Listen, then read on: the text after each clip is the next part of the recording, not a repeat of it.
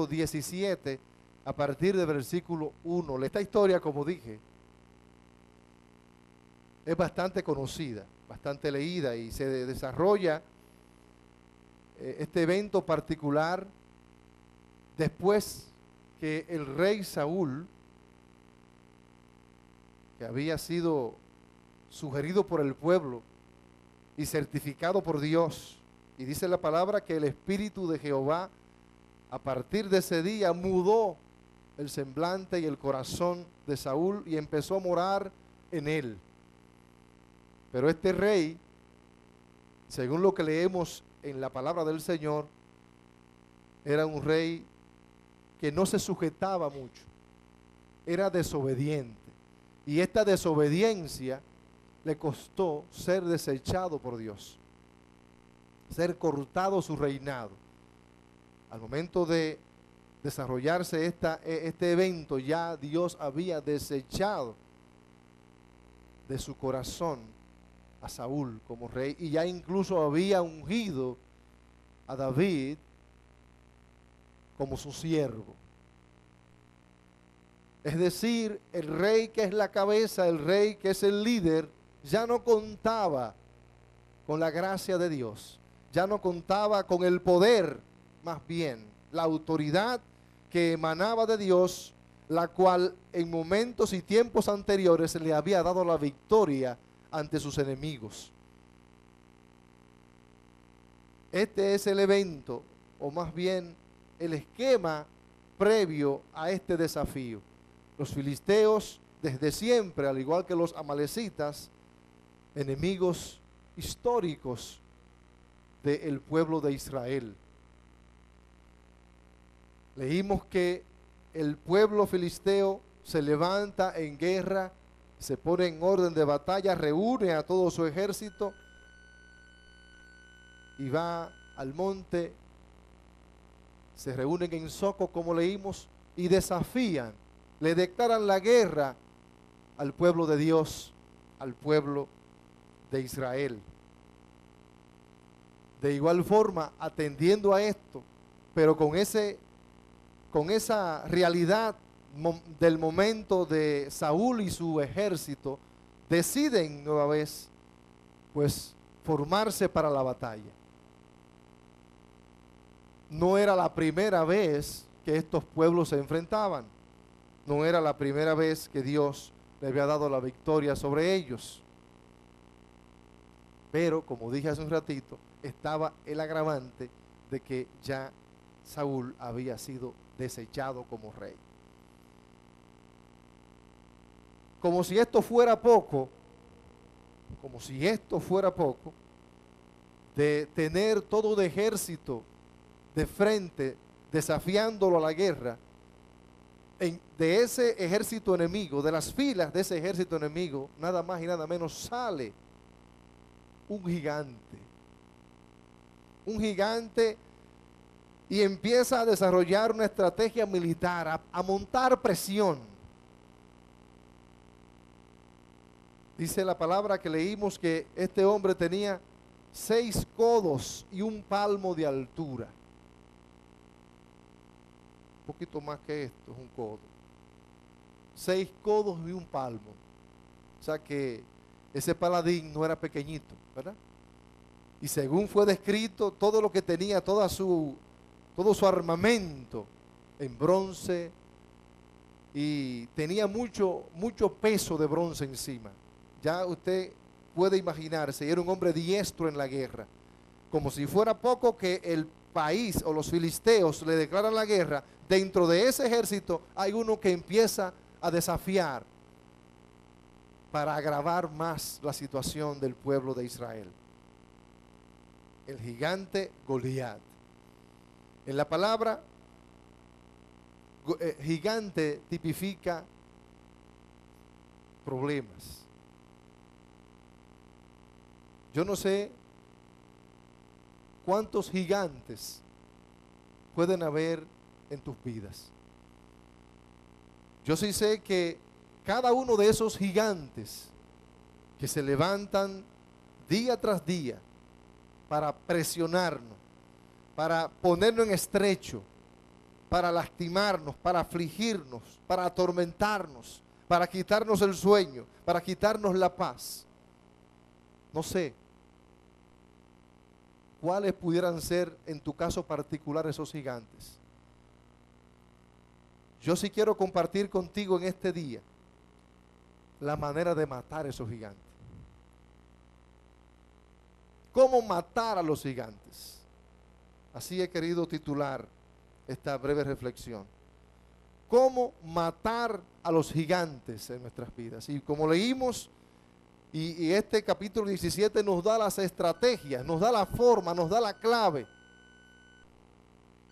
para poder nosotros vencer esos gigantes que a veces son físicos, pero a veces son emocionales o a veces son espirituales. Esos gigantes, cualquiera que sean, terminan infringiéndote temor. Como leímos aquí, que después que este paladín empieza a proferir estas palabras y empieza a amenazar con todo lo que tenía, y viendo ese pueblo, ¿verdad?, que no había uno, el rey estaba escondido. ¿Qué presión se genera? Y dice el verso 11, oyendo Saúl y todo Israel estas palabras del filisteo, se turbaron y tuvieron gran miedo. De igual forma, esos gigantes en nuestras vidas, esas situaciones adversas en nuestras vidas, generan turbación, generan gran miedo en nuestras vidas. Hoy vamos a aprender no a lidiar con esos gigantes, sino a matar los gigantes. Usted sabe que si usted en su casa tiene una araña, usted va a encontrar siempre una telaraña, una o varias telarañas, porque se tiende a reproducir. Muchas veces quitamos la telaraña y no pasa media hora cuando otra vez está la telaraña ahí mismo, ¿verdad? ¿Y cuál es el problema? Es que solamente hemos quitado lo que se ve y lo que ellos hacen, pero no hemos matado la araña. No hemos erradicado el problema. Pues hoy vamos a erradicar los gigantes de nuestras vidas. Usted va a tener las herramientas bíblicas, los principios que da Dios para que usted pueda lidiar con cada uno de esos gigantes, pero no para maquillarlos, no para mimarlos, sino para desarraigarlos de su vida, para que usted pueda ser feliz, para que usted pueda vivir su vida obedeciendo a Dios, y que la victoria que Dios ha dicho que usted ha de evidenciar, que se vea en usted. Porque muchas veces cuando interactúan en nosotros esos gigantes, mire cómo estaba el pueblo, estaba atemorizado, estaba paralizado, ellos estaban formados, pero ya estaban a punto de salir huyendo, porque ellos sabían que no había un hombre que pudiera compararse a este gigante, ¿verdad? Entre sus filas no había uno que pudiera, o que tuviera primero el tamaño, que tuviera la destreza, que tuviera todo lo que había o convergía en Goliat, el gigante, su adversario. Y esto cada vez más acrecentaba su presión, su aflicción, su temor de mantenerse en pies. Pero en ese momento, David, que era hijo de Isaí, que tenía 8 hijos, y David era el menor, de esos 8 hijos, habían 3 que estaban en el ejército peleando junto a Saúl. Pues su padre Isaí manda a buscar a David de detrás de las ovejas, porque era pastor de ovejas, para enviarle algo de comida y algo de ropa para sus hermanos que estaban en la guerra. Y cuando él llega al campo de batalla, obedeciendo a su padre, se encuentra con esta situación, se encuentra con el pánico y el miedo del pueblo, se encuentra con la turbación que había en cada uno de los hombres que estaban llamados a pelear, y el rumor y el comentario que el gigante, que ya sí es verdad que llegamos en un buen cibaeño, ya sí es verdad que la cosa se arregló, ¿verdad? Porque no tan solo el ejército, sino que ahora hay un grandote ahí, un gigantón ahí, que nos está amenazando y mira, nos está avergonzando y no hay quien salga de nosotros. Y el rey Saúl, que tampoco iba a ir, que estaba también asustado, empezó a ofrecer y a buscar uno, cual yo le doy mi hija para que se case con mi hija, y a su familia y a él lo eximiré del pago de impuestos mientras vida tengan. Oye, todo lo que estaba ofreciendo el rey para encontrar uno que se atreviera a enfrentar a este bendito gigante. Mira si el asunto era fuerte, ¿verdad? Así en nuestras vidas también nosotros quisiéramos encontrar a alguien que se enfrentara con esos gigantes. Pero déjame decirte que Dios te ha dado a ti las herramientas para que tú lidies, para que tú pelees, para que tú erradiques esos gigantes de tu vida. No tiene que recurrir a otras cosas. Pues David se entera de esto y dice, pero ¿y quién es este incircunciso? David era un muchacho todavía. Dice que cuando David fue ungido tenía unos 15 años de edad, aproximadamente, y esto ocurrió unos años después. Era un muchacho todavía. Imagínese usted, este muchachito, rubito, blanquito, buen mocito, ¿verdad? No acostumbrado a ese tipo de lides de guerra, sino que él era pastor de ovejas. Él sabía pelear, pero con osos, con leones, con lobos, con todo aquello que atentara contra la vida de las ovejas de su padre. Él sabía enfrentarse, pero no tenía la experiencia de pelear en ejércitos contra ejércitos. Pero este hombre, conocedor de ese Dios, debo decir un dato, que en el momento en que David fue ungido, ese espíritu de Jehová que moraba en Saúl, empezó a morar en David y dejó a Saúl. No tan solo eso fue lo que marcó la valentía y la osadía de este muchacho, sino que su vida entera, todo lo que fue su vida, evidenciaba la intervención de Dios en cada evento de su vida. Él conocía a Dios, conocía a Jehová Dios, lo conocía, y por eso su confianza, por eso su firmeza. ¿Quién es este incircunciso que se atreve no solamente a desafiar el ejército de Israel, sino a desafiar los escuadrones de Dios? Oiga, ¿dónde estaba? Porque el filisteo dijo, yo hoy desafío el campamento de Dios. No solamente estaba desafiando en la dimensión natural y física al ejército de hombres que estaba ahí enfrentándose a ellos, sino que también estaba enfrentando, ese fue el tremendo error de Goliat, desafió los escuadrones del Dios Altísimo. Dice la palabra de Dios que cuando el pueblo de Dios salió de Egipto, cuando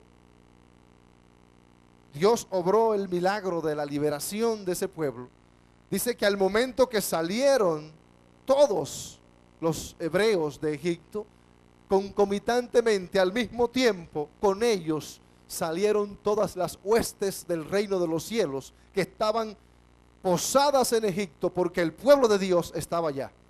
Quiere decir que donde quiera que esté el pueblo de Dios, donde quiera que estés tú, mi amigo, mi hermano, mi hermana, tú que le sirves a Jesús, hay una legión de ángeles, hay un ejército de Dios que está posado para defenderte y para establecer el reino de Dios en ti y a través de ti y a tu alrededor.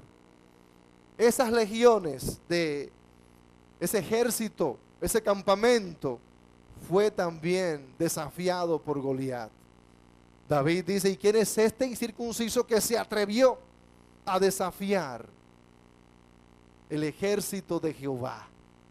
¿Cómo se atreve a blasfemar? ¿Cómo se atreve a pretender humillar al pueblo de Dios? No, yo voy a ir, envíeme a mí. Y va, y esta expresión de guapesa en buen cibaeño, de valentía, pues llega a los oídos del rey Saúl y él lo envía a buscar. Y así mismo le cuenta y le dice, no, rey Saúl, No nos podemos dejar amedrentar por este incircunciso. Yo iré, envíeme a mí. Y déjeme decirle que David, por su condición de muchacho, su condición de joven, fue producto de mucho rechazo. A pesar de su habilidad, a pesar de su vida en el Señor, de obediencia a Dios y de sujeción a Dios, a pesar de los hechos que adornaban su vida, mucha gente en su entorno lo rechazó. Por ejemplo, su familia lo rechazó. Y esto lo podemos ver cuando usted y yo nos vamos ahí mismo en el libro de primero de Samuel, al capítulo 16, versículo 11. Su mismo padre lo desecha o lo mantenía marginado, para usar un término más adecuado. Dice: entonces dijo Samuel a Isaí: ¿son estos todos tus hijos? Y él respondió: queda aún el menor, que apacienta las ovejas. Y dijo Samuel a Isaí: envía por él, porque no nos sentaremos a la mesa hasta que él venga aquí. Hace un ratito yo dije que Isaí tenía 8 hijos, o tuvo 8 hijos. En el momento en que Samuel, por orden de Dios, llega a casa de Isaí para ungir al siervo de Dios, David no es convocado. David es dejado allá porque David es un muchacho, está con las ovejas, ¿verdad? Él no tiene que estar en esto. Esto es con los grandes. Isaí llamó los otros 7. Y cuando viene Samuel, y ve a Eliab, el mayor, dice: este es, dice Jehová, no. Y así fue, descartando a cada uno hasta los 7. Y ahí es que viene este versículo.